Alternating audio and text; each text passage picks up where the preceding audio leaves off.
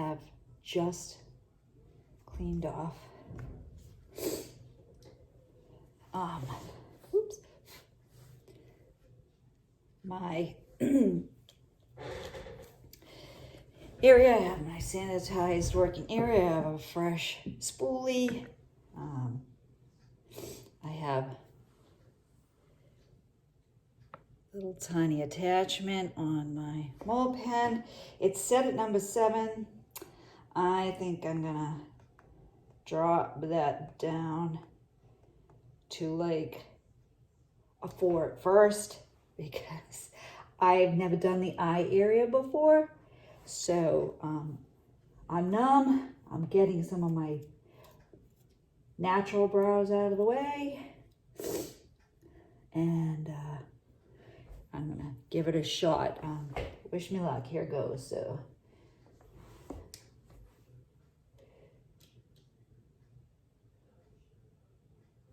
Oh yeah, I feel it.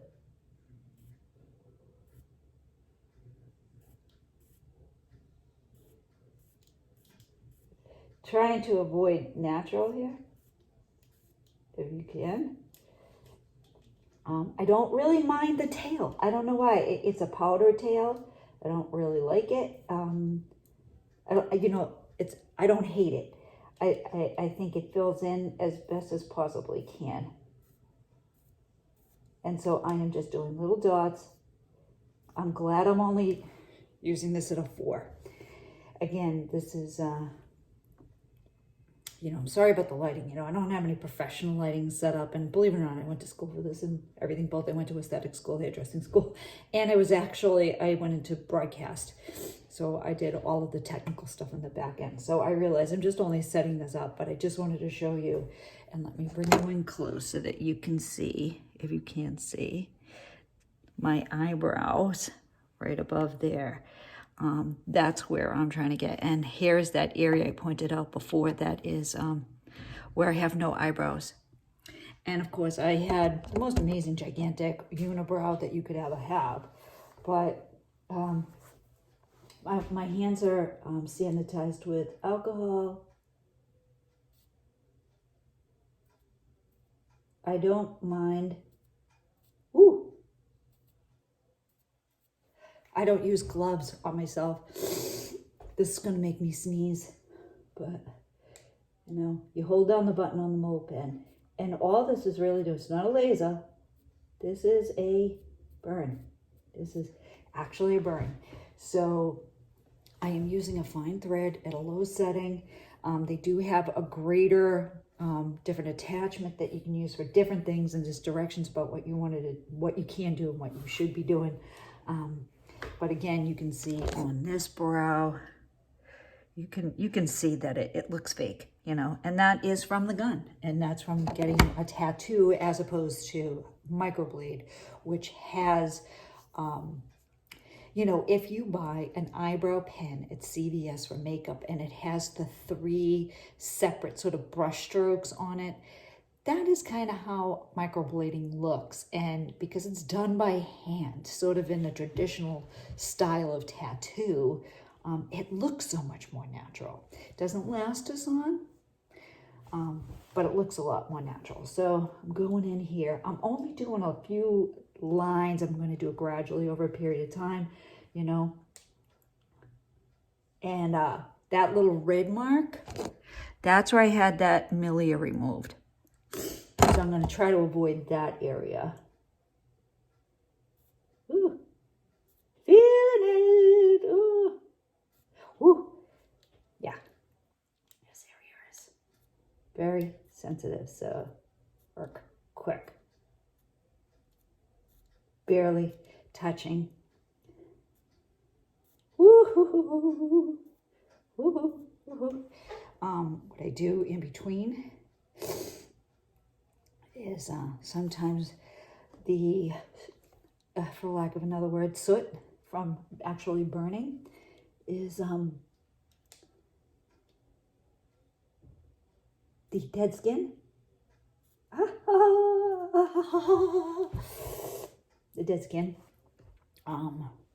collects on the needle head. But yeah, I don't really want to go too nuts on this side. And, woo, woo, woo, woo, woo. All this is doing is I'm just trying to get it to lighten.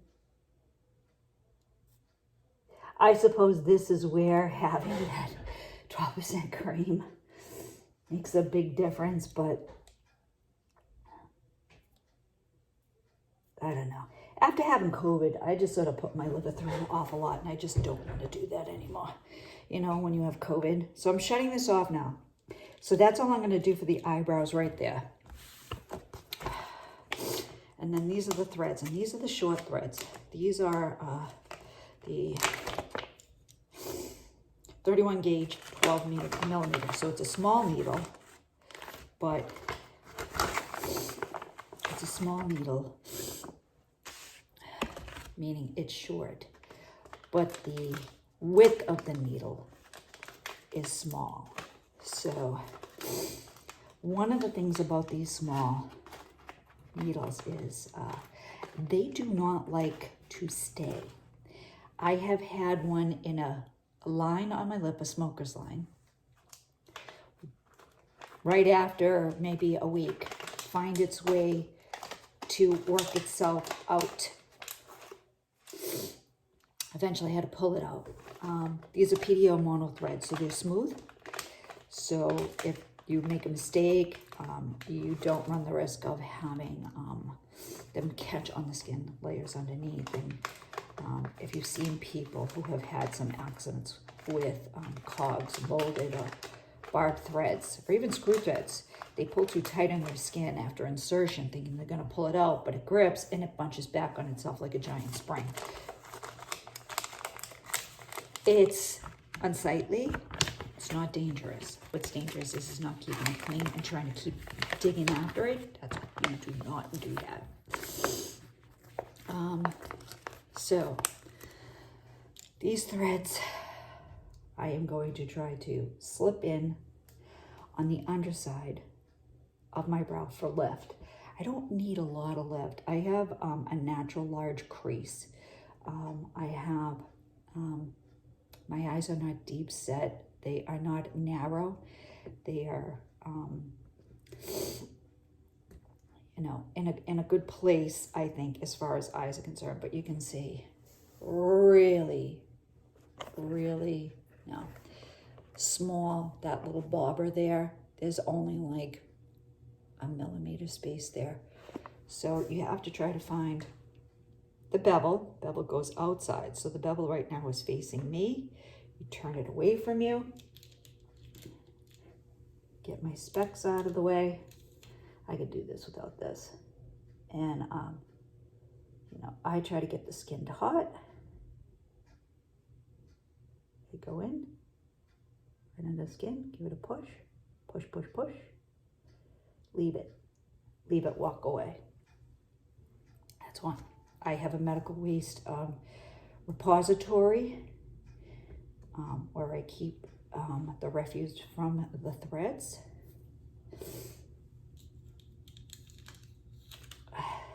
Again, find the bevel. Although these are so small. That's why I like having the spotlight helps. That it has. It glints in the light when you do hit it. So if you're like me, and over the years have just been brutal to your eyes from the sun and blah, blah, it is really important that you do try to find that bevel, because there it is. It's facing me now. So I do 180-degree turn, and I go right up.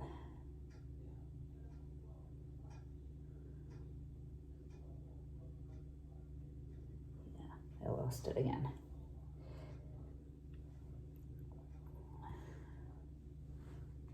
So, God, it's so hard being blind, you know? I got it. And yeah, you want to get pretty close. And you know, like I said, these things are so small. Small. The gauge is so small, they go right up. And you know what? You probably don't even need numbing for that. I am going to say, very important, that you can see, sometimes when you do hit a vessel, that's okay. You're not going to get any infection because your skin is clear. Sometimes you will. It will hit a vessel and it will pull down. So you just let it sit there to minimize bruising. I know it looks weird. It's kind of unsightly to have these pins sticking out of you, but the longer that you let these sit, the more that the skin around it will immediately send collagen and capture the thread and will hold it there. The small ones, like I said, they just do not like to sit in the skin. So you have to really kind of be patient with it. So we're at like 11 minutes right now, and I'm not going to go much longer. But I do hang on to the barber top. I give it a final push to engage. I give it a turn. And unfortunately, when you do press down on something, yeah. And so the thread is gone. It's in there. You can bruise. It's the same thing when you go to have blood drawn. The phlebotomist will, on the way out, take the cotton pad that they've disinfected, press on it as they're sliding out. That will cause bruising. You don't want to do that. You actually hold it above where the needle entry port is. You slide the needle out and then you wipe with a cotton pad. You never want to press down. However, in this case, because these threads are so small and they are, like I said, they just don't have the efficacy as a 25 mil would. So I do hold and press. I hold it, I'm turning, I'm removing, the thread's engaged. I'm taking the barber. Quick little, yeah, they're in there. Perfect. Yeah, my head is leaning down. So that is the mole remover pen on the eyebrow tattoo. That is 2 12 mil 31 gauge threads, PDO mono threads. I'm going to turn around and switch up my pen with the different head on it to hit those staining areas that I mentioned before, and do 2 more threads in that ice pick scar that I have. And all I do is crisscross them. And that's it. And so I'll see you next time when I have a minute or two. Ta-ta for now.